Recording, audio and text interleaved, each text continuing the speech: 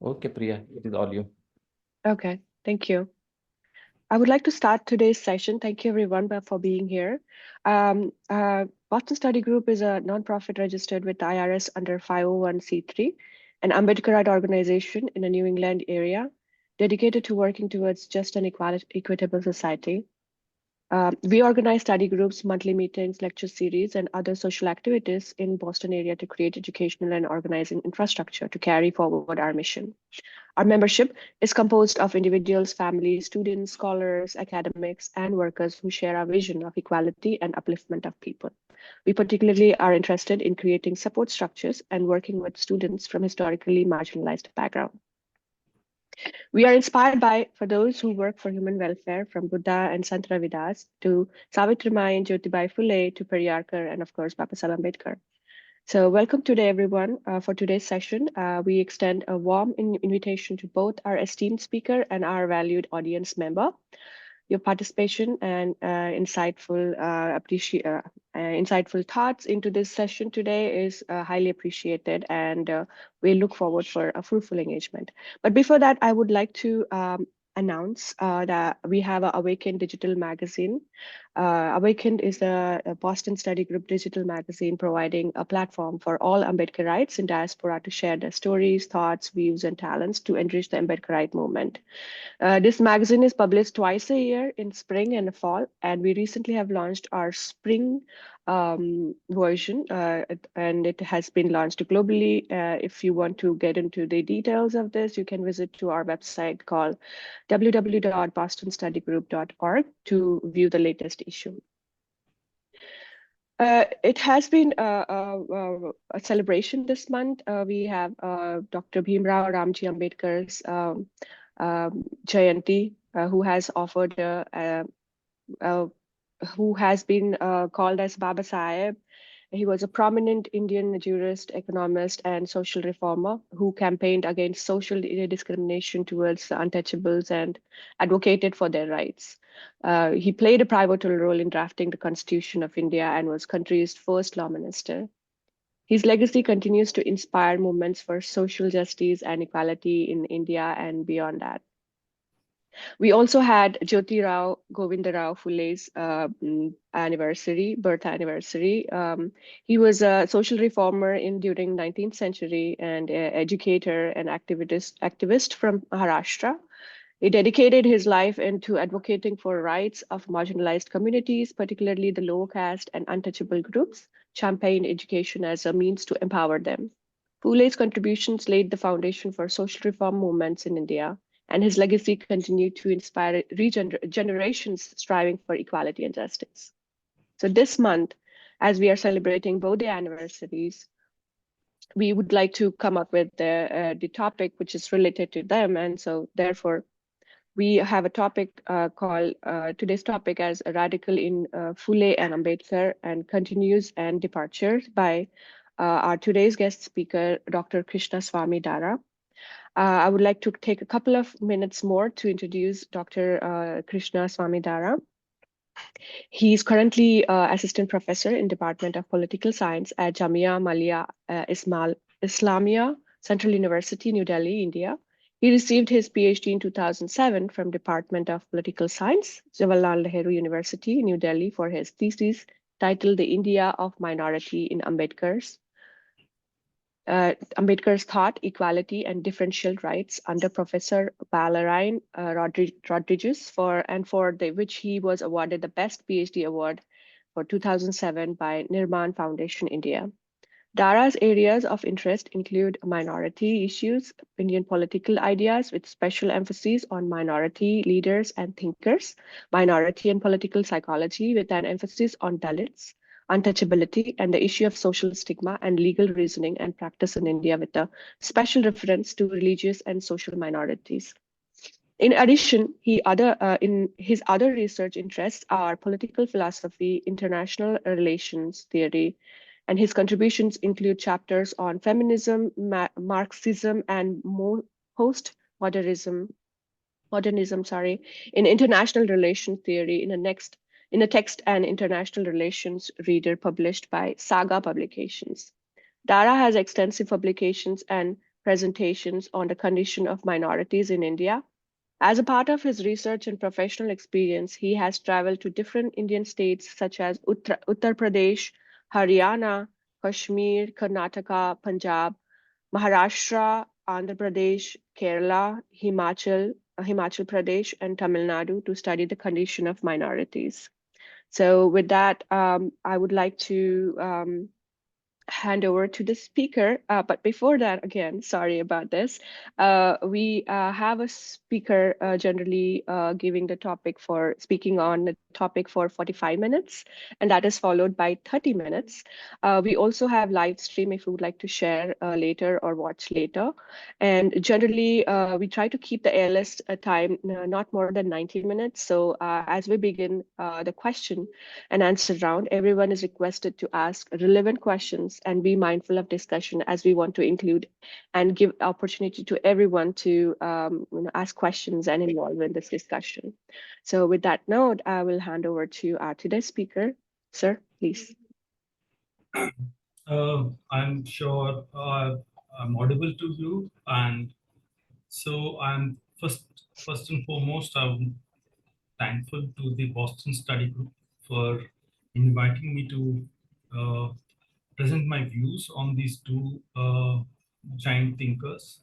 Uh, um, uh, my PhD was on the political thought of Dr. B.R. Ambedkar. At the time when I was doing my research, one of the dominant political thought, dominant views at that time was multiculturalism, and I have looked at Dr. B.R. Ambedkar's work and used Dr. B.R. Ambedkar to critique the underlying assumptions of multiculturalism and its theory. And I have argued that the way culture should be should be seen in the more critical sense. And I show the similarities between Antonio Gramsci and Ambedkar in the way they look at culture. Culture is not something to be preserved, but something. Culture is something that should be critiqued. Is something that I've argued against the at that time dominant argument of multiculturalism. And I think those arguments I still feel are relevant in the way, because we are experiencing from 1990 onwards what has been called the cultural turn. And in the cultural turn today, the politics of cultural assertion has become very dominant in the world, and particularly in India. And this cultural turn, I think, has been the source of today the rise of Hindutva and the Hindutva politics in India. So I think Ambedkar is relevant in to critique the cultural politics that we are experiencing now. So that's a brief background to from where I come from, and I largely locate Dr. B.R. Ambedkar in political philosophy, and I see, and for me, he's one of the foremost political thinkers, not just for India, and I think he's a thinker for the world. Um, I was also requested by the group to also talk on on Mahatma Jyotiba Phule. I have been reading Phule for a while, and my experience of reading with Phule, I have come to realize that a lot of what Dr. B.R. Ambedkar is talking, Phule has actually inaugurated that discourse, and a lot of what he's saying is already present in Phule's writings. So I tend to see in this talk that Phule is a precursor to Dr. B.R. Ambedkar, and therefore, in fact, if the credit should go to Mahatma Phule for actually inaugurating this radical tradition. Both belong to this radical, what has been called the caste radical traditions, and Phule, in a sense. Is very original and very innovative in the way in which he starts and he critiques this the caste system. Before the main aim of my talk is to look at the commonalities or what has been the continuities between Ambedkar and Jyotiba Phule or Mahatma Phule, and to also look at the differences. And the conclusion I'm going to say is that I think we need to learn from Mahatma Jyotiba Phule to deal with the present political predicament that we are experiencing in India. Of course, Ambedkar is relevant, but I think we need to learn from Phule the way in which we have to deal with the nature of politics that we are encountering in our contemporary times. I begin with a quote by Dr. B.R. Ambedkar from his book "Who Are the Shudras," and he dedicates this book to Mahatma Phule. Most of you must be knowing this. The line is, when it comes to Phule, he dedicates the book to Phule, and he says, the greatest Sudra of modern India, who made the lower classes of Hindus conscious of their slavery to the higher classes, and who preached the gospel that for Indian social democracy was more vital uh, than independence from foreign rule. And I think this line is very, very interesting for me, because today we are witnessing what I call the dominance of what is called post-colonial theory and decolonial theory. And in this intellectual environment, this pitching of critiquing colonialism appears to be, if you're a critique of colonialism, you have to defend everything indigenic. And it looks, Phule particularly has been accused, Phule and Ambedkar have been accused of as agents of colonialism. So I would like to argue that both Ambedkar and Phule are critics of colonialism, but their more stronger critique is of Indian society and what has now been called internal colonialism. So these two thinkers are very, very resourceful for to develop our new critiques of both these post-colonial, decolonial studies, or the decolonial theory that has become dominant, at least in mostly Indian universities nowadays. Of course, the commonalities are there, and first and foremost, I would like to take our attention to the title of Phule's main book, called Gulamgiri. And I was fascinated why he titled the book Gulamgiri, or slavery. So this is something I think very, very radical, because because the term slavery seems to locate, in political science at least, to the Republican tradition of thought, because and why the concept of slavery is important. And just to give a brief background of political science, political theory, one of the dominant trends in the trends in when we are arguing about the concept of freedom, when we talk about the concept of liberty, let us say, the first name that comes to our mind in political science is a man called Isaiah Berlin. And in Isaiah Berlin makes the distinction between negative liberty and positive liberty. And Isaiah Berlin has emphasized that we should, a good liberal government, if you're genuinely committed to freedom, you should focus on negative liberty, not positive liberty. While someone like Rousseau and other people have said that what we need is positive liberty, and not so much negative liberty. This has been the dominant liberal theory, or libertarian theories also, to focus on this negative and positive liberty, and then generally favor negative liberty. Um, then there's another option that which is now coming, which is offered by Republican political thought, which is they define freedom not in the negative and positive sense, but they define liberty as or liberty as freedom from domination. So therefore, freedom as non-domination is something the Republican thought, from Cicero to Machiavelli to to modern day Quentin Skinner, and a lot of other thinkers have been talking of. And I locate this both Phule and Ambedkar in this Republican tradition, where what does freedom mean? And both these thinkers are thinkers of freedom, and by freedom they mean freedom from domination.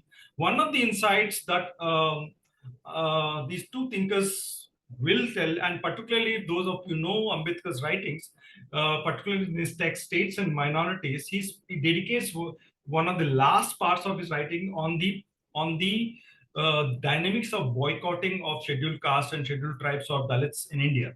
Now, this is very, very important. I don't think it has got the importance, or it has not been studied as seriously about this phenomenon of boycotting. And I would like to locate this phenomenon of boycotting in exactly in this Republican tradition. How? One of the basic insights of Republican tradition is that you can be dominated without interference. So back to the difference between negative liberty and positive liberty is that negative liberty is generally articulated as by Azhar Berlin is freedom from interference, while positive liberty is something that where we need to intervene in someone's life or to enhance their freedom or to give them freedom. So negative liberty is to move away from someone's life to give freedom. This is rejected by the Republican tradition because one can be dominated without being interfered in one's life.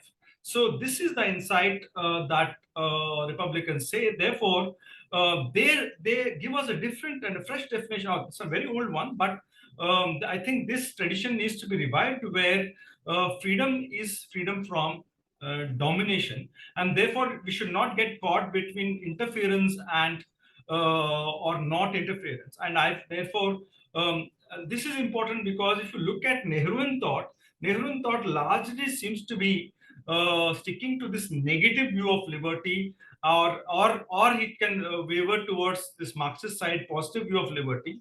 But this freedom from domination, the idea is not something as strongly felt in Nehru's thought. But in Ambedkar, we can see, if you look at it from this lens, Ambedkar is constantly talking about this freedom from domination. Particularly, I've been arguing, and I think one way to look at caste is a form of division of labor, which dominates on the life of the lower caste and therefore lower classes. So I have been arguing, and I think it's obvious to a lot of people who are studying caste, that particularly articulated by Gandhi, that caste is not a good division of labor which has gone wrong, or caste is not a good division of labor gone wrong because of the immoral practices of certain selfish upper caste. But I am arguing, and through inspired by Ambedkar and Phule, that caste is a form of human domination. It's a very complex form of domination, and restricting people to a particular kind of labor and not letting them to do any kind of labor, and also mobility up and down, produces a particular, very specific and a very heinous form of domination that is not seen by any other division of labor. Division of labor is not only unique to India, but division of labor is all over the globe. But caste system as a division of labor is specifically to dominate on the lives of the lower class and this. Therefore, I find Phule titling his text, the Gulamgiri, is apt to describe the caste system. And therefore, if you look at later on Ambedkar's writing, the way he is talking about the condition of Dalits and the conditions of Shudras, conditions of OBCs and others, and large section of population, the language that he uses is that of the metaphor that is used is that of a slave. Just to again, who is a free person? In the Republican tradition, a free person is simply one who is not a slave. And who is a slave? A slave is one who is under the will of another individual. So a caste system again is where the lower caste are under the will of upper caste. So if you take this lens, this way of Republican way of looking at the caste system, we can see that caste system still works in India, where the lower castes uh, are are dominated on a day-to-day basis. So atrocities, violences that happen on caste is also a mechanism to maintain domination on lower caste. And the way the legal system works, the way the economic system works, and the minor aggressions that Dalits face on a day-to-day basis is a continuation on the lives of the lower caste, and in particular the extreme form in which domination works is on Dalits. So therefore, the Phule's giving the title called Gulamgiri is very, very strategic and very, very important for us to recognize why he's calling the condition of Sudras and Atitudras and comparing it with the black slavery and also broadly the category of slavery.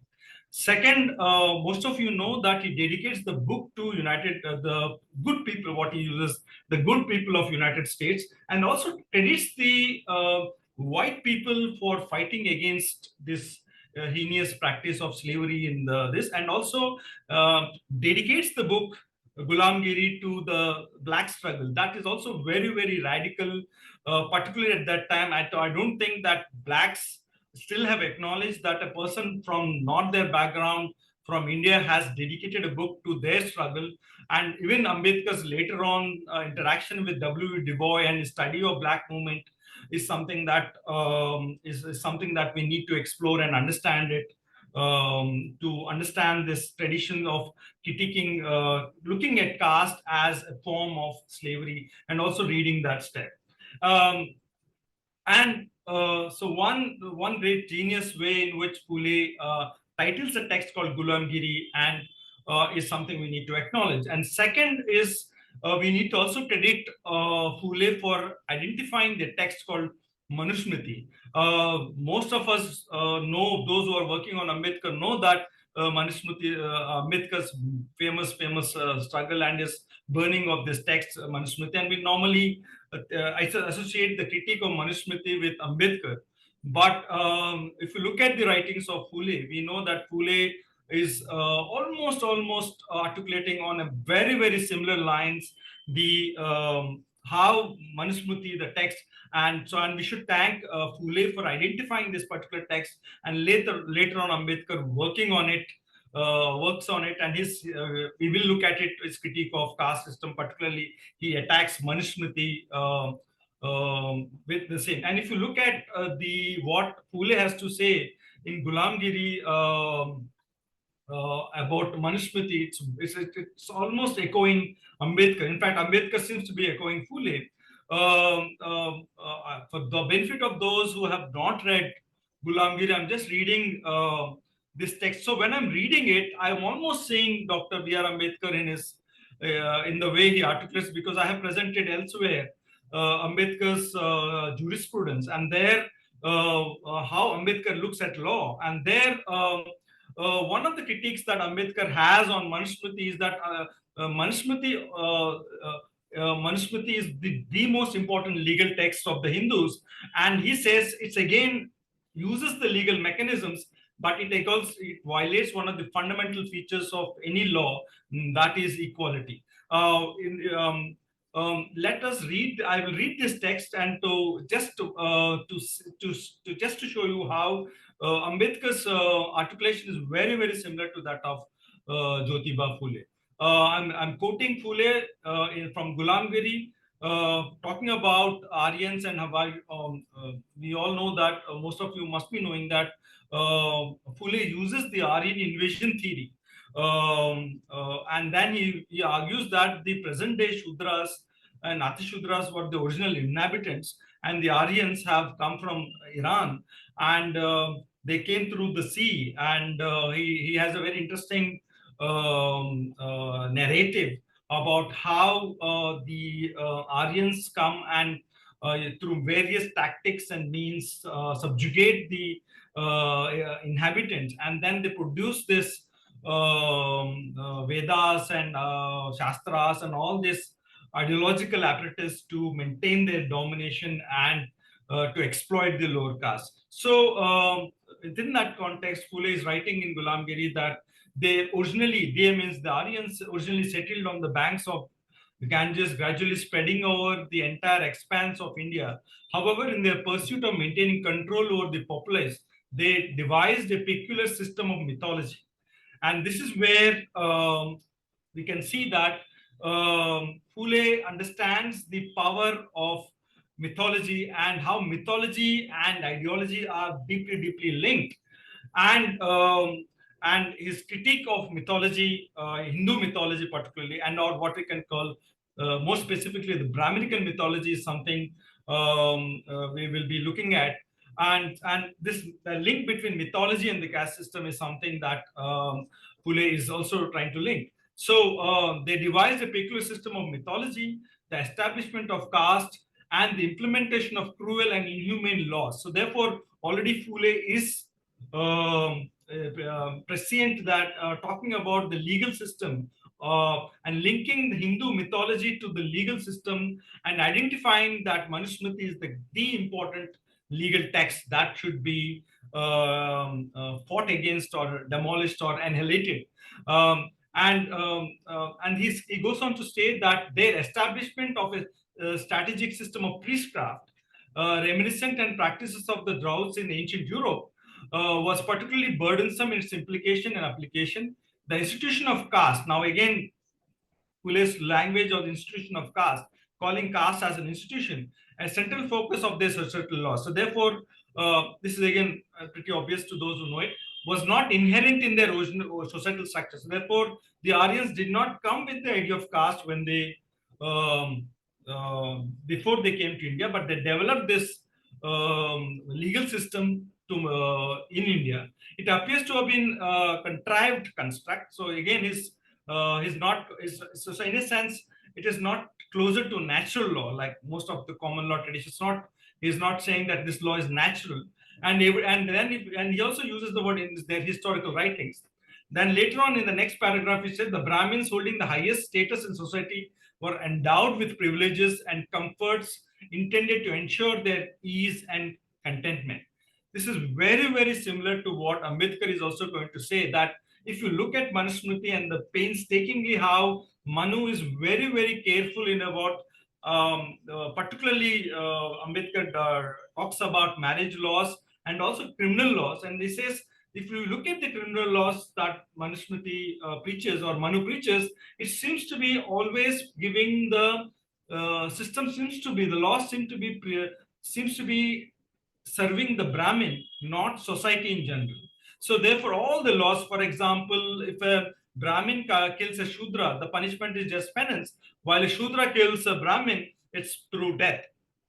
So even the legal system appears to be very, very for everyone, but it seems to be only meant to maintain the privilege of Brahmins. That's what Ambedkar is saying later on. But again, already we can see that Phule is saying that it is endowed with privileges and comforts and intended to ensure their easement and contentment. And to the Shudras and Atishudras were subjected to extreme disdain and marginalization, deprived even of the most basic human rights. And this is those who know Phule know it, that he's getting influenced by the writings of Thomas Paine and his basic book, The Rights of Man, and therefore locating the caste system and violations of the caste, the humiliations and the exploitations that happen to the Shudras and Atishudras, locating it in the larger discourse of human rights is something a very, very original and very, very prescient of Phule's strategy to call it a violation of human rights. And still today we use Dalit violations of Dalits rights of Dalits is a violation of human rights. And last, I just end the quote by saying, in a glaring display of injustice, the killing of Brahmin was met to severe consequences, while the taking of Shudra's life was treated with casual indifference. Such disparities underscored the deep-seated biases and inequalities inherent in the caste system, perpetuating a cycle of discrimination and oppression. It almost sounds as if Ambedkar was saying this. So, so therefore, Phule is identifying the concept of slavery, and both Ambedkar and Phule, almost in their writings, almost talk about caste domination, and the examples they talk is always that of as with the idea of slaves, and therefore, Ambedkar's critique of caste, I am arguing, is a critique of a particular section dominating over the rest of society, particularly the lower caste. Of course, they allow certain forms of domination over other groups, and each group can dominate over the lowest groups. But by and large, the system is designed for human domination of a large section of society is something that both Phule and Ambedkar share. Second important commonalities that I have identified is that the way they look at caste is that at least in Phule looks at caste largely from his experience. So therefore, the experiential dimension of caste is something that we find in his writings, and the examples that he gives to Dondiba and his in his Gulamgiri, it's a dialogue. The text is in the form of a dialogue. Generally, people credit Gandhi in his book Hind Swaraj for using this method. In Hind Swaraj, Gandhi uses the. I think the dialogue is between the lawyer and I'm exactly not remembering, but it's also dialogue form. And another point that I just missed out is very, very important and very, very radical that Phule again inaugurates is with the concept of truth. We know that he started the organization called Satya Sodak Samaj. In the group, we have a student of our department who's doing a PhD in Oxford on this particular organization and its particular later history. Suraj Dubey is there in this, and I've benefited a lot from discussing with him. So I think it's also very, very important why so important to understand how the concept of truth and is very, very important in the writings and in the articulations. If you look at Phule's writings, he doesn't want to give he doesn't want to give up the concept of truth to upper caste, and he claims truth on his side. And therefore, when we look at the debate, if you look at it, there's a debate or hypothetical debate between Gandhi and Phule. It's Phule who actually inaugurates the discussion on truth, and not Gandhi. Generally, Gandhi, you must be knowing, is generally seen as this concept of satyagraha and all these things, where Gandhi generally is seen as the defender of truth. But Phule has already started it, and therefore, I'm going to later say that why Ambedkar is not using the word truth regularly, because already the concept truth gets appropriated by Gandhian ideology, and therefore he avoids the term truth, particularly in his later writings. But we should also credit Phule for taking this concept of truth and dealing with that. So, in terms of understanding of caste, not just they are very empirical. By empirical, I mean they what they've observed about caste, what they've observed from their society and their life experience. So their personal experience about caste and their observations about caste are very, very central for both Ambedkar and Phule. And again, we should again thank Phule to locate that caste is an ideological construct. A small definition of what is an ideology. An ideology is the set of interrelated ideas through which we see social reality. So social reality is never seen directly, but we see through inherited set of ideas, and particularly inherited set of connected ideas through which we relate to reality. And also these ideas also are mixed with emotions. So with Phule's writings, we see he's able to is able to give importance to both the conceptual side and also the what we have been called the affective side. just again for the benefit of those who are in this group, um, um, there is a new concept that has been developed by psychologists called Alif. Alif is both belief plus affective realm. So one of the dominant problems that lower caste group face is that even if you challenge the belief of someone, but they emotionally still believe that women and lower castes are inferior. So conceptually, I might be believing that women are equal to me or lower caste equal to me, but emotionally or from an affective realm, I still believe that the lower castes are inferior. So if you look at the writings of Phule and the tactics that he uses, he appeals to both the emotional or the what we call the affective dimension and also the ideological dimension of the caste system, and he appeals to the common man. And although we all know that Phule has been influenced by Thomas Paine's work, The Rights of Man, I'm also arguing, at least in this now, as of for now, that Thomas Paine also wrote a text called Common Sense. And I believe, and I'm arguing here that one of the tactics that Phule used to critique caste and particularly convince his fellow caste members and lower caste groups is to appeal to their common sense. It's not simply to rationality, because for Phule, and this is also we need to learn, and I've been saying that we need to learn from Phule that rationality is not some abstract, universal, non-contextual realm. If you look at the way he's appealing to the people, his rationality is always contextual, always grounded, and always bounded.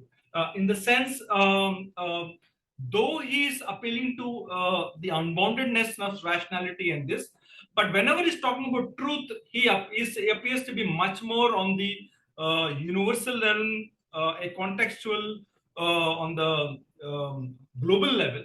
But whenever he's talking about caste, the examples that he uses, the critique that he provides is always appealing to the average lower caste victims of caste, and what is the rationality to which that what is the rationality, what is the logic that will appeal to the common man is something very, very important that Phule shows Phule shows his focus on. And I think that is again we can learn from Phule about, instead of giving these universal arguments, sometimes when we have to deal with caste, we need to look at how caste works at a global level and what the common man's understanding of caste is, and use their existing common sense, because common sense again is not necessarily always dominated by hegemonic ideas. Common sense also has the capacity to critique hegemony, and therefore that's what I'm saying, that he's learned this critique of common sense, or the title or the idea of common sense that takes from Thomas Paine's writings, and he uses these simple examples to critique the caste system. And one of the famous examples that he gives is that of the from the Purusha Sukta, where from the head came the Brahmins, from the shoulders came the Kshatriyas, from the navel came the Vaishyas, from the leg came Shudras. Must be, it's a very famous point. Then one of the ways in which most simple people or most modern educated people will talk about the irrationality of it and the lack of evidence of it, or the lack of scientific evidence for this, or where is the proof, and so on. So Fuller does not get into this kind of attack. He doesn't use these evidence based or something uh, that is much more you see in Dr. B.R. Ambedkar. And I'm also going to suggest to you or argue that if you look at the way Ambedkar does history, if you look at the way he history and particularly how he deals with historical evidence, he almost deals it like a lawyer. If you look at his writings, he says he writes somewhere, particularly in the text, who are Shudras. Um, he talks about what should be the basis on which he says it is particularly when he's talking about the name mentioned in the Vedas about a Shudra's name, he talks about what the law of evidence says. So his Ambedkar's historiography is largely influenced by his legal thinking, very similar to Kantian way of doing philosophy, where you know it's very popularly known that Kant, the way Kant does philosophy is like that of a legal thinker, because Kant's categorical imperative is very legalistic in thing. So Ambedkar, the way he provides evidence in history is learning it from as a lawyer, and he almost it's like a lawyer doing history. But if you come back to Phule, you'll realize that Phule's rhetoric, although he uses the word history, but he's much more his rhetoric I find is much more powerful and much more appealing to the common sense and to the emotional dimensions of the average common man. And so therefore, in order to criticize the origin of upper caste and lower caste, he says, he appeals to the common idea that where do children come from, and any common man knows that children come from the womb of the woman. So therefore, if the upper castes have come from the head, does God have a womb on his head? And if he comes from the shoulders, does he have another womb? So he must be having four wombs, and or he most of you must be knowing, for the benefit of those who don't know Phule, this very famous example, I find it is very powerful, because it appeals not to any kind of a universal rationality or logicity, but to the common sense or common observation that we all have, that children come from the womb of the woman, not and most and womb is always one part to a woman's body, not four parts. So in this sense, I think we need to learn that how Phule's rhetoric is strategic, and also it's very simple, and also appeals to the ground understanding of the average Marathi common. And therefore, the examples that he gives, the fight between Bali and Vaman Avatar, all these things are part of the contextual heroes and contextual struggles that Maharashtra is facing. And therefore, I think Phule is very interesting for us modern scholars to use to look at our common sense and use it as this. And then again, one of the most famous works on Phule by Rosalind Hanlon very presently uses the text caste, conflict, and ideology. And I think now I'm coming to look at the concept of ideology again. And one of his main arguments is Phule's main argument is that Hinduism, or therefore Brahmanism, is not a religion. It's an ideology, and particularly a pseudo religion. It is not truly a religion. So therefore, he doesn't want to say there is no religion. This we will also see that in Ambedkar. But therefore, the distinction between true religion and false religion, this distinction is already there in Phule's thought. We'll see that later in Gandhi's writings. But the way Gandhi uses the distinction between true religion and false religion is very different. Gandhi tends to be much more abstract and much more general. But when it comes to Phule, one of his main arguments is that Hinduism is ideology, not a religion, and therefore it first tries to delink the claim by Brahmins that Hinduism is an eternal religion, or what has been called Sanatan Dharma, and saying it is not Dharma, it is not a religion. Again, this appeals to the common man, and it's an ideology which parades itself as religion. It projects itself as religion because I think Phule also recognizes, and later on probably Ambedkar also is recognizing. Generally, again, if you look at the Gandhi-Ambedkar debates, generally the credit also generally said that it's thanks to Gandhi that Ambedkar realizes the power of religion, and therefore Ambedkar's move towards Buddhism. But I still feel that that seems to be a very distorted argument, because the importance of religion, I think already Ambedkar is realizing from the writings of Phule and his followers. And again, to differentiate between true religion and false religion, and is something that's the tactic that Phule uses is very useful for this, and therefore claiming that Hinduism is a false religion, and also telling that it's a religion, it's a false religion that parades itself as religion, but it's an ideology, and this ideology is fundamentally aimed to exploit the lower caste. I've said it before, and again I would also when in my reading of Ghulamgiri, I was always I was always startled by at every page why is he repeating how the Brahmins, and particularly the Brahmins, exploit the Shudras, and this in the number of examples that gives, sometimes it's like it seems to be repeating at every detail. So in a sense, uh, almost like Marx is talking about that caste is fundamentally an exploitative system, and therefore not to exploit you need to dominate the individuals. And in Phule's writings, the exploitative dimension of caste comes out very clearly and at painstakingly in almost all his examples, including the famous title, his what has been called in the English translation called the Cultivator's Whipcord. I was just educated by my student from Maharashtra that in Marathi it means the tears of the cultivator.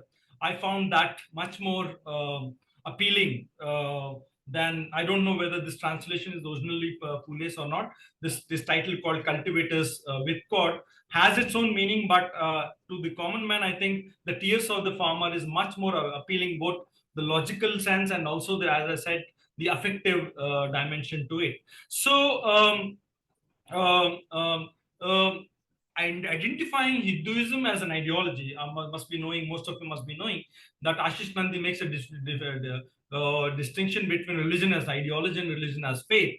And he says that the Marxists and other people are use religion as an ideology, and it's only Gandhi, Khan Abdul Ghaffar Khan, and others use religion as a faith. I'm arguing that, in fact, that critique actually goes to Hinduism rather than so generally Ambedkar is also critiqued by Ashish Nandi that even religion is seen largely by this critical tradition as an ideology. But Ambedkar largely also sees from Phule that there is an ideological dimension, particularly Hinduism is ideological, and not necessarily all religions are ideological in that sense. And Phule, obviously, we must be, all of you know that he talks about a universal religion and the universal God, the creator of all, and he doesn't want to name it. And Phule also is very strategic the way he uses the the collective memory of the average Marathi Manus or Marathi people about their historical memory, about how his examples about Muslims, for example, when he's talking about I found this very interesting when he gives the story of Narasimha, where Narasimha dresses himself as a woman and gets into the chamber of Pushyamitra Shunga, and then he covers his face as a tiger and kills with the thing. And the example that he gives is just like the Shias dress up as tigers in their Muharram. So that is something very interesting. The examples that he gives are very grounding and very visual, or very appealing to the average this. And that is something we need to learn from Phule. And therefore, I'm quoting Gramsci about how these organic intellectuals like Phule and Ambedkar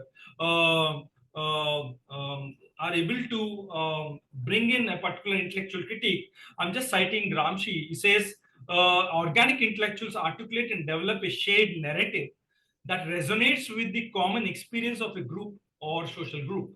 Their expertise is organically linked to the lived reality of the social class in question. So this is Gramsci saying. And so this is exactly what Phule is doing, much more than Ambedkar, because sometimes when we're reading Ambedkar, we are not always able to relate, particularly in his Buddha and Dhamma, what the examples that he's giving. But if you look at Phule, and particularly if I'm not from Maharashtra, but if you are a Maharashtrian, what he says makes very realistic sense to to all of us. So therefore, before I move on to Ambedkar, I'm going to say is that uh, one of the important things that I've observed about Phule's writings is that if you have to fight this powerful mythological construct by Brahminism, and also see that how this mythology managed to survive for centuries of years, and how in spite of its irrationality and its stupidity and its illogicity, how did it manage to have such a grip on Indians for such a long period of time, is something that we need to understand. I think Phule knows it, that human beings are not always fully rational beings. There's both a rational dimension and an irrational dimension, and largely the emotional dimension of it. So one of the best ways to deal with a hegemonic mythology is to produce a counter mythology, not with uh, only fight with rational arguments, because only rational arguments don't cut the ice, don't cut the cake or whatever it is, don't cut the argument. It's not powerful enough, because human beings, as Charles Taylor has been saying, are always in what is called a bounded rationality, and we need to appeal to the bounded rationality of individuals. And therefore we need, when we are dealing what we have to learn from Phule's rhetoric is his arguments are not always appealing to universal rationality and so and so. So he is also very creative and innovative with language. He is an expert in Marathi language, and he's is a master of Marathi language, and he uses the capacity to use he uses this the he uses the retracing of the etymology of words. For example, the word mahar, the word kshatriya, kshetra, the word kshatriya, the word different words that a typical Marathi person knows. Again, he deconstructs the words in such a way that they start meaning differently to yes, I'm going to wrap it differently to different individuals. So they mean differently, and you get a different picture of the the origins of these terms, and therefore this deconstruction of these terms help us to deconstruct the aura of the Brahminical ideology. Before I will now briefly spend time on the differences. Is that one fundamental difference that I have three or four differences that I see, is that Phule largely believes in God, or a particular metaphysical conception of God and truth, while while Ambedkar is clearly in his Buddha and Dhamma appeals to a religion that does not appeal to God. Say for Ambedkar's position is largely atheistic, while Phule's is largely theistic, and maybe by and large we can develop it as pantheistic pantheistic. But I think it's not entirely pantheism of Spinoza, but there is a God that is a creator. So the difference between creator and the created certainly exists in Phule. That metaphysics is not there in Ambedkar's writing. That's where the key differences are. And second point, I've already said it before, that the concept truth plays in Phule's writings and also in his politics and the organization that is done, is not so much playing seriously in Ambedkar's writings, because Ambedkar, like Marx, Marx does not use the concept of justice, because already Marx believes that the concept of justice has been appropriated by bourgeois ideologies. So Marx tends to appear to stand against the concept of justice, though he's deeply fighting for justice.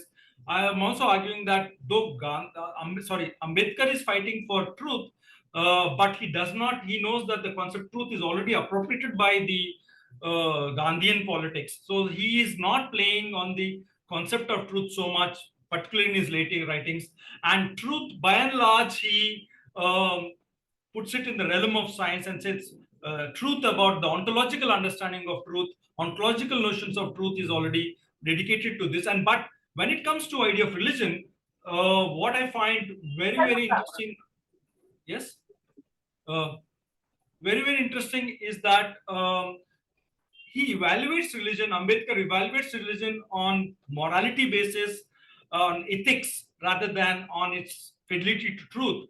That is a fundamental difference. And therefore, Ambedkar in his Buddha and Dhamma talks about how we need to develop a new concept of truth, a new concept of religion. He goes to the historical origin of religion and says that religion, by and large, particularly the religion of Buddha, by and large deals with human relationships, and therefore concerns with ethics, whether religion should tell about the nature of the universe or whether it was created by God or something. So therefore, religion largely deals with human suffering and human well-being.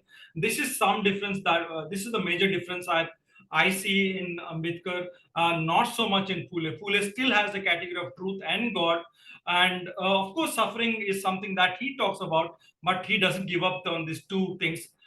This and So therefore, again, another difference is Ambedkar times sounds more appeal to rationality, universal rationality, to scientific temper, scientific way of thinking, because by the time Ambedkar is writing, the context has changed, the politics of the dominant groups have changed, and the strategies of the dominant groups have changed. So Ambedkar is adapting his strategies to the new situation. Ambedkar is also more well-read, more trained than Phule. He's trained in economics, he's trained in anthropology. So this is what Jesus Chaires is argued, that Ambedkar is influenced by the anthropology of Franz Boas. So therefore, this is the third difference is about the origin of Shudras. While Phule talks about Shudras as original inhabitants or the aborigines of India, while the upper caste, that is the Brahmins or the upper castes, are from Iran, while Ambedkar rejects this difference between Shudras and non-Shudras, but Ambedkar still uses the concept of Aryan society in a very specific sense. He talks about Aryan society and post-Aryan society. The coming of Buddha and the politics after Buddha is post-Aryan, and the society that existed before Buddha he generally categorizes as pre-Aryan. And in the book, in the Who Are Shudras, he certainly says that today's Shudras are not racially different from that of the Brahmins or this. Therefore, intermingling has taken place, and therefore the mythology that the ideology that the Brahmins created to maintain this narrative of that to maintain the dominance over lower caste, that Shudras on Shudras and Atshudras is not entirely bought by Ambedkar.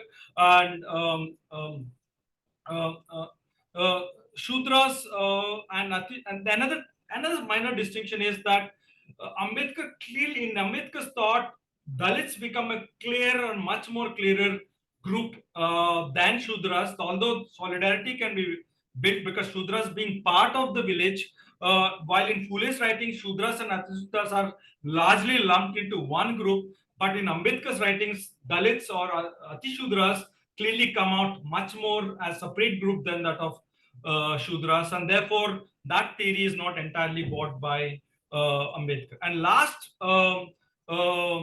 point is that Ambedkar is not just dealing with the critique of caste that all of us know about in the annihilation of caste, but Ambedkar is also engaging with largely other questions about democracy. Most of you know my work has been largely on his critique of Congress notions of democracy. His critique of the Congress idea of democracy is largely what has been called in political science thin view of democracy, where democracy is just a form of government, where there are what Ambedkar calls, there are periodic elections, there are institutions and courts and other systems. Ambedkar does not reject this thin view of democracy, but Ambedkar says that thin view of democracy should always go along with a thick view of democracy. That means democracy is not just a form of government, but democracy is a way of life. We all know that Ambedkar is influenced by pragmatism, the pragmatism of John Dewey, and also therefore his pragmatist views of truth are also involved. Therefore, truth is not is again not truth is something that helps make our lives better rather than to get in touch with reality. Therefore, So Ambedkar is using this pragmatist tradition of democracy to argue that what Congress preaches or what Congress is fighting for is thin democracy, and what we have to fight if democracy has to survive as a political ideal, as a political value. Thick democracy is necessary. It's not a supplement. Is a necessary for this successful for the survival of democracy. And today, one of my arguments that democracy as an institution has been failing for a long period of time because our society does not practice thick democracy. Just a minute, I'm just winding up. Someone has risen a hand. I'm just winding up. Um, and last, and therefore, Ambedkar's critique of also defense of minority politics is also in support of this view of democracy. That if you want to respect democracy, if you want to protect democracy, minorities of all kinds should be protected. That is the value of democracy. And another critique that Ambedkar provides very, very quickly is that all minorities are not equal, and the true minorities are Dalits. And one of the politics that again Congress does is it tends to give priority to the Muslim minorities over other minorities. And therefore, to conclude, both Phule and Ambedkar look at caste in the ontological sense. They do not. They look at caste in the empirical sense, how caste is practiced, but they don't give up the ideological sense like Aman Srinivas and sociologists do. The ideological conceptual realm is equally important to understand the practices of caste practices at day to level. I think this lesson, Ambedkar has learned from Phule. Therefore, I think I look at both of their together thought symbiotic relationship with both of them. With that, I end my talk. Thank you.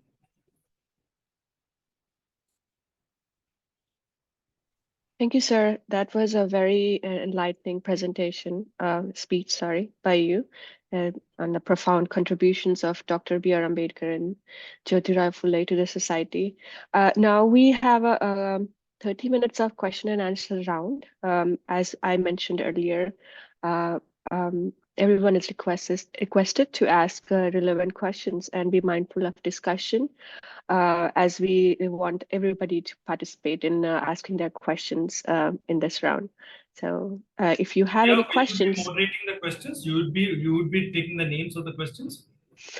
Yeah, so we have questions. We ask people to raise their hands to ask the questions, or they can also send their questions in the chat box, which I can read it out. So, yeah.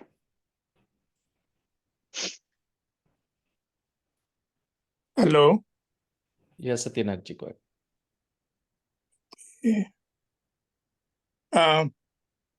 First of all, of course, your presentation was absolutely, marvelous. It was very thought-provoking and informative. I really appreciated listening to you. And Jai Buddha and Namo Buddha, and Jai Bhim and Namo Buddha to everybody. Now, my first question is, I'm going to ask you a number of them all together because I know I won't get another time. So if you could kind of note it down and pay as much time as you wish. If you have written some books, we would appreciate very much learning their names. And now, secondly, my second question is, when did Dr. Ambedkar become aware of Phule? At what stage of his, of course, after he came to Columbia, he wrote things about caste and all. And at that time, it seems like he might have already been aware of Phule. But was he aware of Phule even before that in India? At what stage? Now, the second question is, is a Republican tradition you mentioned. I've never heard of this term, Republican tradition. I know of a Republican Party, but if you could elaborate on what is Republican tradition. Now, the third question is, well,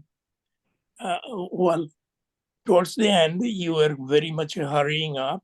So a number of things were not clear to me. What you mentioned about state democracy. If you could elaborate, what is a state democracy and just plain democracy?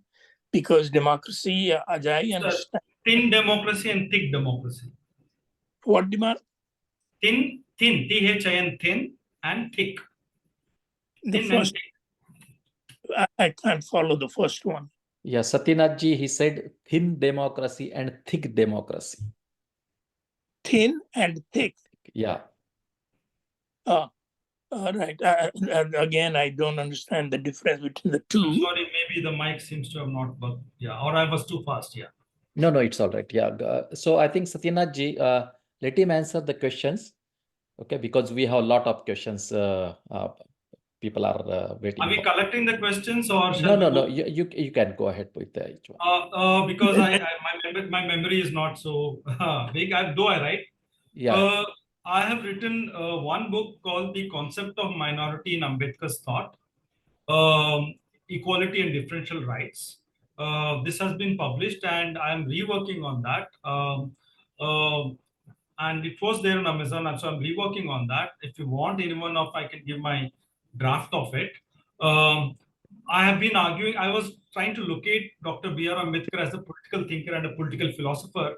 One of the books that I was liking at that time was the work of Bhikkhu Parekh's Colonialism, Tradition and Reform. So I locate Ambedkar's argument within the, as I said, multiculturalism debate, and how the concept of culture was used in multiculturalism. And I argue that we should look at how Ambedkar and Phule, now with Phule, deal with the concept of culture. This is the books, only one book I have written. I have written many other articles about this. I've talked about Ambedkar's idea of jurisprudence. I'm still working on it. I'm also going to talk about Ambedkar. I've written on Ambedkar's politics of caste and democracy and other places, and also the politics of representation. To the second question, I cannot tell specifically on when did Ambedkar know about Phule, but as I've been researching for this talk, I've come to realize that Phule was in the air because Suraj, who is, I hope he's there in the group, and there's a work on that. Phule's writings were continued, and Phule's arguments, the critique of caste did not stop with Phule. A lot of Marathi social activists, thinkers have been critiquing the caste system. Even in 1890s, Ambedkar is born in 1891. So I think critique of caste was there. I think Phule was a home name everywhere. I think Phule's writings, Phule's arguments were uh, um, everywhere. I don't think Ambedkar need to know it. I think it must be part of his growing up. But technically, when he knows it, I think he knows Phule before he reached United States. Yeah. And now coming to the Republican tradition, for those who are not from political science background, generally Republican tradition generally is credited starts with the Roman tradition, with the writings of Cicero, Roman republics, and therefore the definition of republicanism. Then the republicanism later on comes in the writings of Machiavelli. Machiavelli is also credited as a Republican thinker, but his republicanism is different.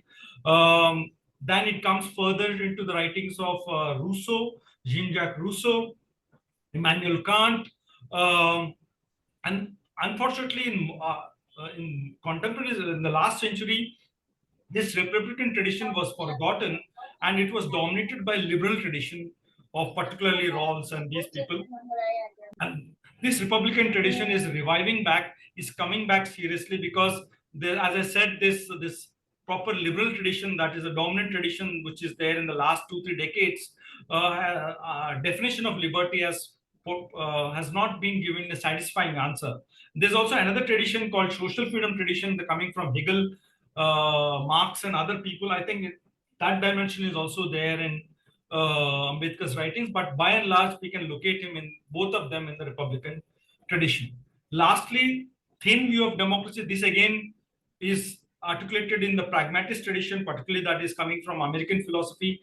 Thin democracy is just a thin democracy is where the system of government is where the people can choose their representatives.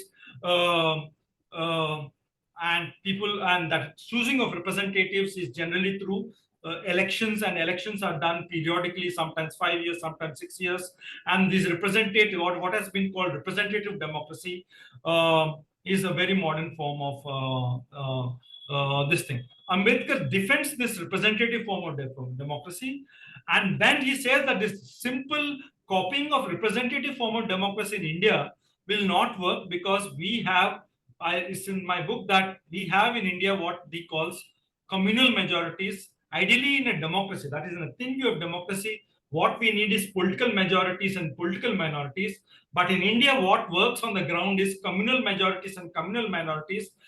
The minute you have communal majorities and communal minorities in India, particularly the communal majority parades itself as political majority, and then it distorts the ideal of democracy. So for that, he wants to tweak the representative form of government in such a way that the majoritarianism of the communal majority does not work. All the minorities can come together and veto the power of the majority. That's his main contribution as a political scientist, as a constitutionalist, because for him, constitutionalism is not just writing a constitution, but he says in his writings the constitution is shaping the form of government. He says why we think constitutionalism only about restricting the people in power, but also we should shape the form of government, and also he later on says how we should shape economy also. So his constitution is both political and economic.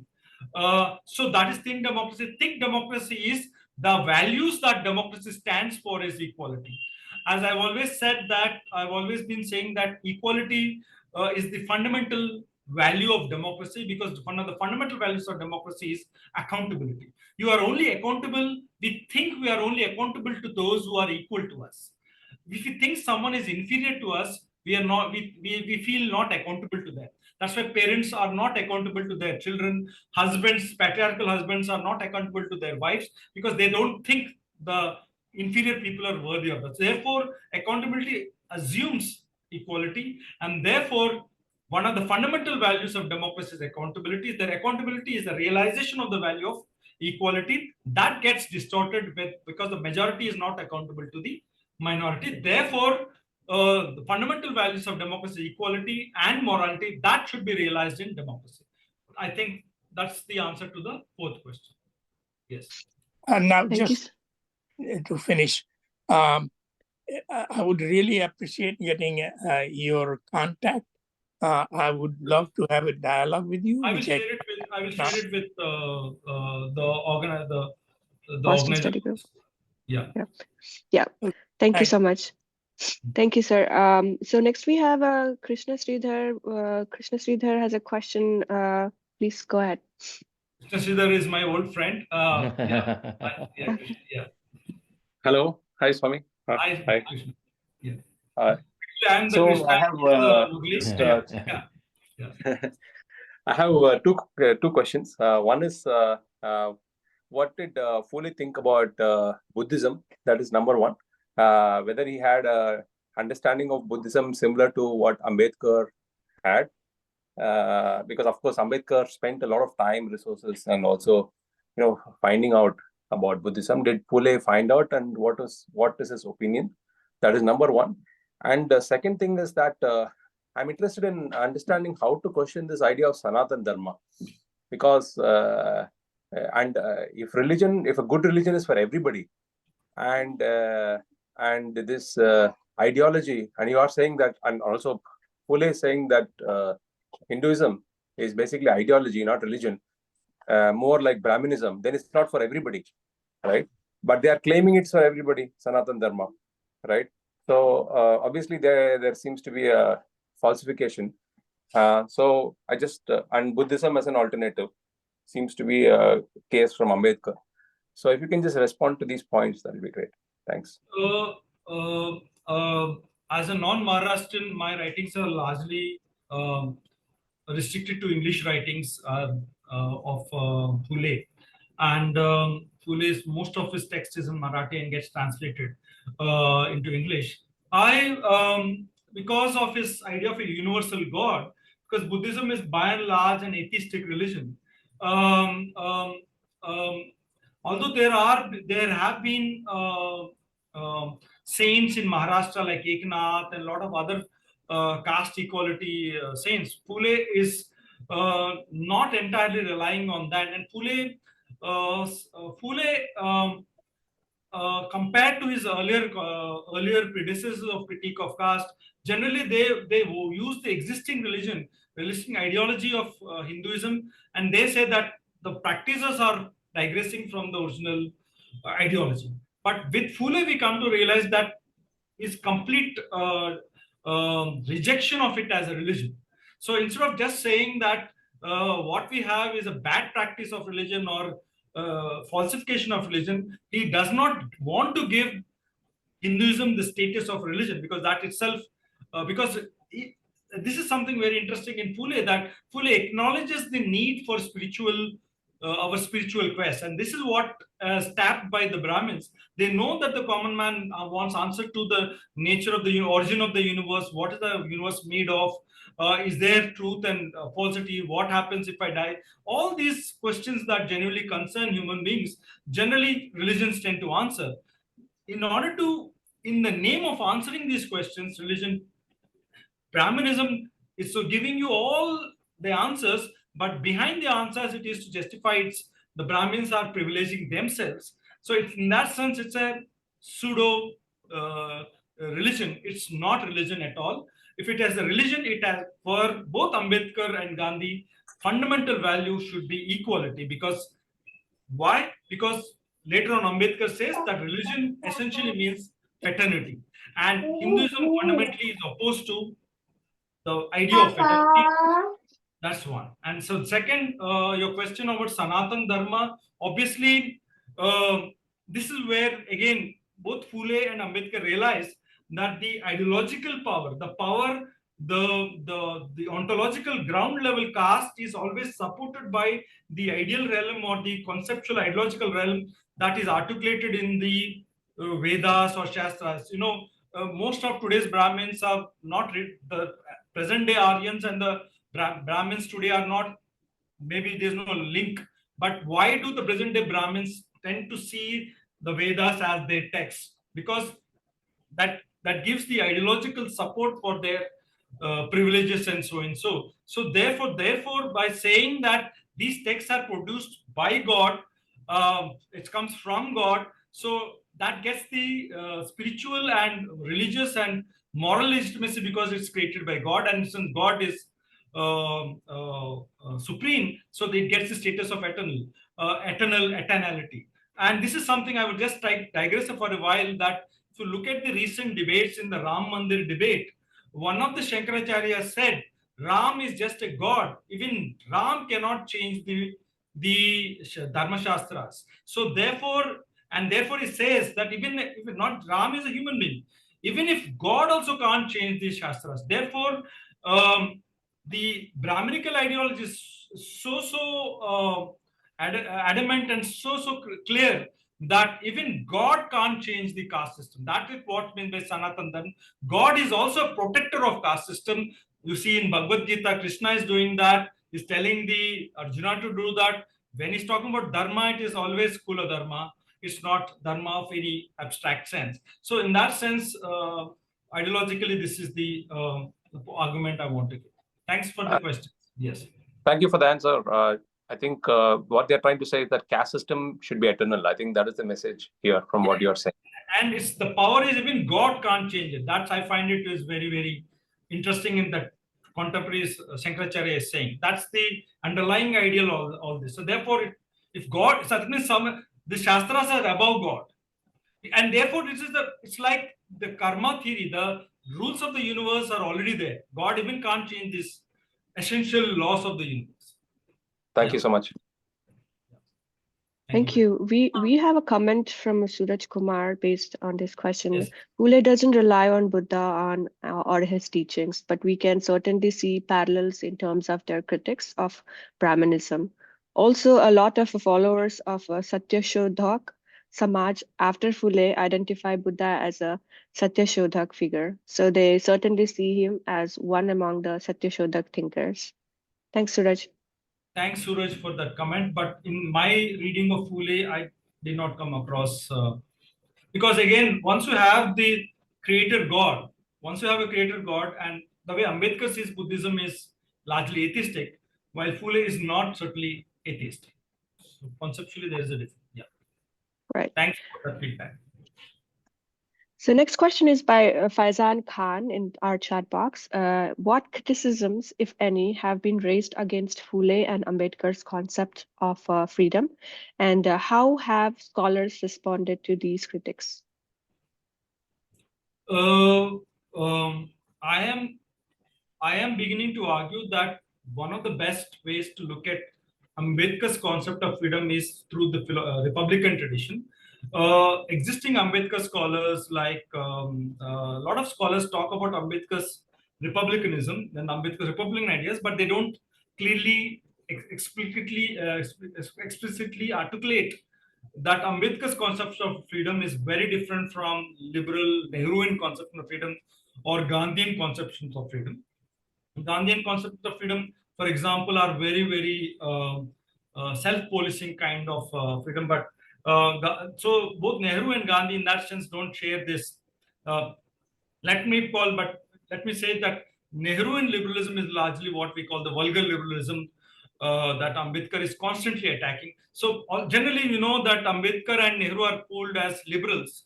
But what I am trying to say that no, Ambedkar's liberalism is highly, highly influenced by, or Ambedkar's thought is deeply Republican, though he doesn't anywhere explicitly say that it is Republican. But if you look at his comparison, his examples that he gives about caste, always the word slaves, Dalits as slaves, the metaphor, the concept that is always comparing the condition of Dalits and lower caste is that of slaves, and that you also find it in Phule. And as I said it, the text Gulamgiri tells a lot, speaks loudly about why Phule chooses the term slavery as the text. That is against deeply, deeply Republican. And Thomas Paine and others are also part of the Republican tradition. And Thank you. yeah, I think that's the answer I have with for Faizan. Thanks, Faizan. Thank you. Next, we have a question by Dr. Bhushan Gudetti. Please go ahead. Yes, Dr. Bhushan. Thank you, sir. Thank you, everybody, and good evening, MJB. Sir, I have a question. This is bothering my head. Is following on from Phule and then Ambedkar, maybe closer in that line is Kanshiram. I just wondered why this attitude of these three tall figure, or even now, why hasn't this idea took off in terms of the radical expression of thought as well as the actions on the ground in upliftment of oppressed? Thank you. I need a clarification. Let me yeah, sure. Can I, yeah. Why the radical thought of Ambedkar has not taken grounding? That's right. In a revolutionary sense, what I mean to say. I know there is some gap between the Phule and the Ambedkar, of course, because and also from Ambedkar till the Kanshiram. I'm sure it has been there for centuries, and I just want to understand, just want to pick a bit more deeper. What's your observation that hasn't been? I'm sure there are lots of sporadic fights in different parts of the country, but I just want to understand a bit more deeper what has been helpful in Phule and what hasn't been helpful for others. Do you see what I mean? I'm not able to understand your question clearly, but to the first part of your question, I think that uh, that Ambedkar is a very, very complex thinker. Though we all know he fought against caste and he wrote the constitution, he fought for democracy and other things. We all know it. But a lot of the deeper thought processes that Ambedkar is going through, we are just discovering now. So a lot of Dalit groups that read Ambedkar are generally not trained like Ambedkar. The deep level of his reading is not generally there by his followers. Ambedkar, is a very, very well-read man. And also there has been a particular way of ignoring Ambedkar and also silencing certain earlier radical traditions, the academics and a lot of intellectual movements that later on came, they were very, very happy that Dalits forget these two radicals, and they would be they were actually letting the common man forget the radicality that existed in 19th century, particularly the radical politics that Phule inaugurated and continue and his followers continued until later on. Of course, Phule himself has a critique of um, the later followers, because apparently one of his writings was not allowed to publish by Satyasodek Samaj, and Phule himself has been a critique of some of the members of the Satyasodek Samaj, that they were not radical enough. So some of the followers of Satyasodek Samaj were not radical enough as Phule in Phule's words itself, and that radicality comes back in the writings of Ambedkar and Ambedkar's thing. At a ground level, understanding Ambedkar is still an ongoing process. It's never this, because Ambedkar, though he writes it, but the background understanding that you need to understand Ambedkar is still not well researched and well brought out. Second is that democracy as an idea that Ambedkar is fighting for, equality as an idea that Ambedkar is fighting for, is not an easy ideal. We all talk about it, but it's not very, very easy to practice equality at a ground level. And one of my critiques of the Dalit movement, I'm saying that Dalit movement has both internal critique by Dalits and also external critique by non-Dalits. And non-Dalits tend to give more importance to non-Dalit critique of Dalit movement or lower caste movement, or upper caste critiques of lower caste movement. We should not always be getting digressed by, because sometimes they can be digressing from the real issues. Sometimes critics are sabotaging. But internal critique of Dalit movement has been by a lot of Dalits is that Dalit movement does not practice internal democracy. So I am arguing that if Dalit movement has to survive, we have to take Ambedkar seriously and also Phule, and then practice equality in all of our lives, that in the thick way, and also in our social movements and social struggles. Yeah. Thank you. Next, we have a question by Govin. The title mentioned departures. Kindly explain how and why you felt the need to use that particular word. Departures, because why is that Ambedkar does not take the idea of God, because Ambedkar is much more going towards a religion that is atheistic, because that is his influence of pragmatism. And so maybe, as Suraj says, Ambedkar engages with Buddhism much, much more seriously from a childhood. But this is not so strongly there in Phule's writings. So Ambedkar's strategy in that sense is a departure from Phule.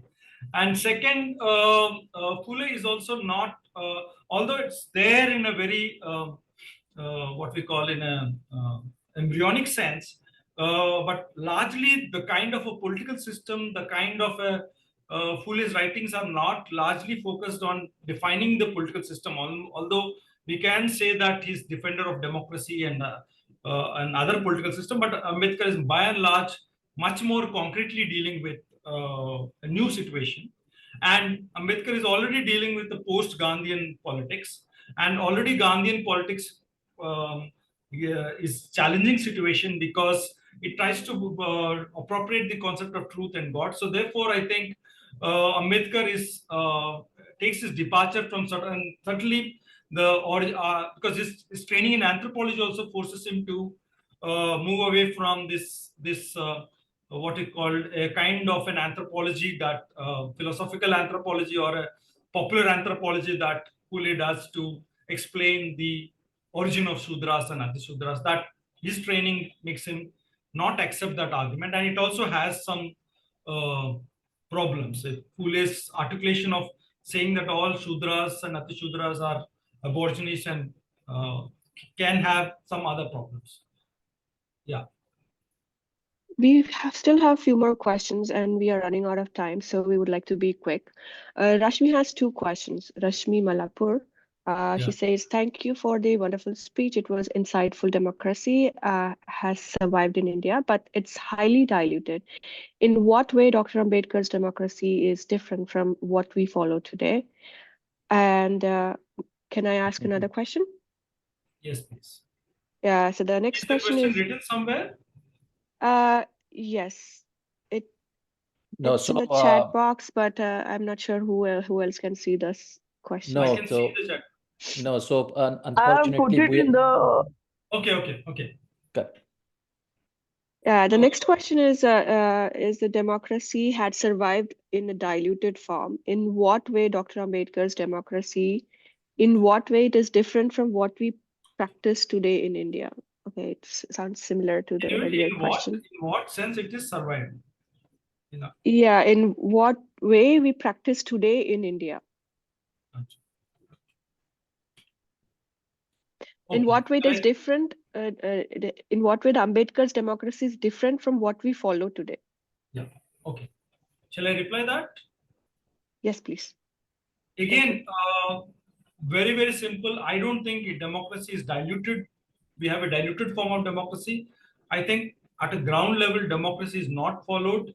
It's only a superficial system. It's just followed as a system. But the values through which we fought for democracy, that are completely betrayed. So it's not a diluted form. I don't think in practice we are following democracy.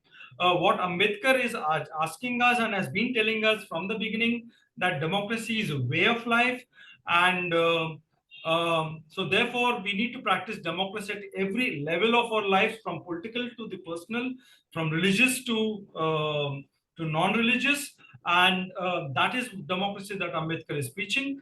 And Ambedkar, at least in the theme form of it, one of the ways in which democracy is completely getting betrayed is to violate the rights of minorities, both Dalits as a minority and the Muslim group as a minority. Thank you. We have next question by Madiha Fatima. Did the Fabian Society too have any influence on Phule as it did on Ambedkar, since it was a contemporary of Phule for about 6 years? We know that Ambedkar borrowed the slogan of educate, agitate, and organize from society when he founded the Bahiskriti Hitkarni Sabha.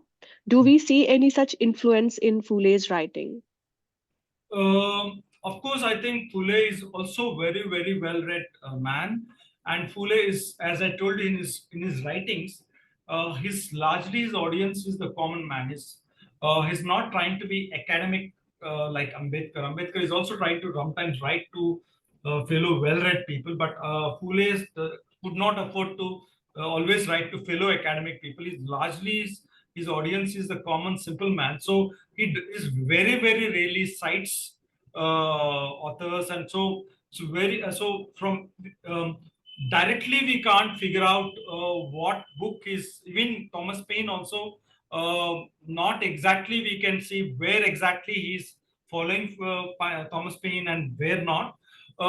So I have a feeling that certainly these ideas are part of his intellectual environment. His friend to Christian missionaries, he's reading as part of the discussion group. I have not come across a direct reference in Phule to the Fabian Society and where his influence, but that's what I'm saying. Both public intellectuals like Ambedkar, even in Ambedkar, a lot of his references are not there. A lot of his thought, for example, DV is also referred to in a very, very very, very economical or very limited sense. A lot of his thinking, he does not, I don't know, because he's not trying to, like a proper professor in a university, trying to give references. So I'm sure these ideas have come to India through colonialism, what they are reading about Fabian society and all these things. But I have not come across a direct reference by Phule in his writings about Fabian society. Thank you. We are very much overwhelmed with the questions today, I'm sure, because the topic was very interesting. I request for you to share your email ID so that people who still have questions can get back to you. Because we are running out of time, we are unable to take further questions. Sorry, Faizan, I know you have a question, but please understand that we are running out of time. So where should I give my email address? I think the group has my email address. Yeah, you can say it here, or shall I you write can it in the chat? No, you can post Yeah. here and we will see Yeah. that it's posted back to everyone. Yes, thank Achha. you. Yeah.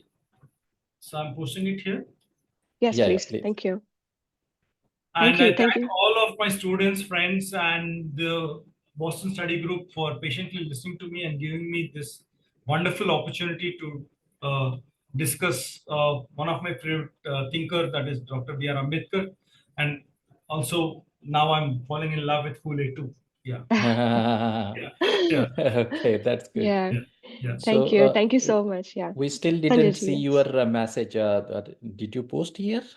I posted in my site past but there were this thanks for your overwhelming questions. I don't know. I got this message in the right side. I clicked Okay, this so you chat posted now. response to that. Okay.